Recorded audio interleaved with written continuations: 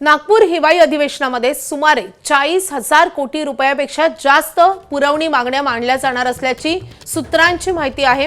हिवाळी अधिवेशनामध्ये आज वित्त मंत्रालय विधिमंडळामध्ये पुरवणी मागण्या सादर करतील। मार्च महिन्यापर्यंत खर्चाची तरतूद यामध्ये करण्यात येईल। पूरग्रस्त शेतकऱ्यांना मदत, लाडकी बहीण योजना, राज्यामधल्या पायाभूत विकास प्रकल्प जसे की रस्ते तसेच शासकीय इतर खर्च याची तजवीज यामध्ये राहील।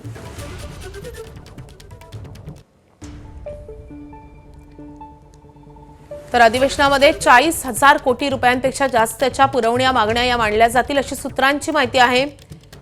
आता विरोधक याच मुद्द्यावरून सरकारला कसं धारेवर धरतात, विरोधक नेमका कुठले मुद्दे मांडतात हे देखील पाहणं तितकंच महत्त्वाचं असेल। तर या संदर्भात अधिक अपडेट देण्यासाठी आपले प्रतिनिधी निलेश बुधावले आपल्या सोबत आहेत। निलेश, काय अपडेट आहेत? सरकारसाठी आता कुठले मुद्दे महत्त्वाचे आहेत आणि त्यासाठी निधीची तरतूद नेमकी कशी केली जाणार आहे?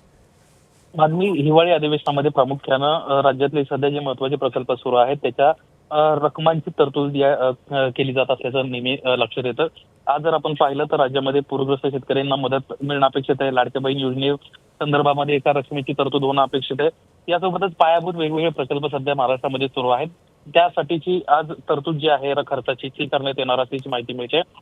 आज साधारणपणे 40,000 कोटी रुपयांपेक्षा जास्त पुरवणी मागण्या मांडल्या जातील आणि मार्च महिन्यापर्यंतच्या खर्चाची तरतूद जी आहे ती आज करण्यात येईल। उपमुख्यमंत्री अजित पवार परदेशात होते, ते रात्री उशिरा नागपूरमध्ये दाखल झालेले आहेत आणि आज अधिवेशनाच्या पहिल्या दिवशी वित्त मंत्रालयाच्या वतीनं अजित पवार आज या पुरवणी मागण्या मांडताना आपल्याला पाहायला मिळतील।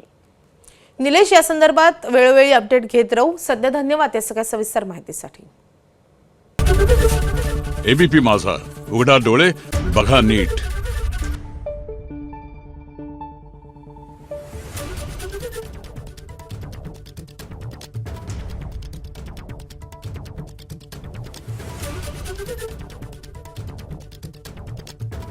Thank you.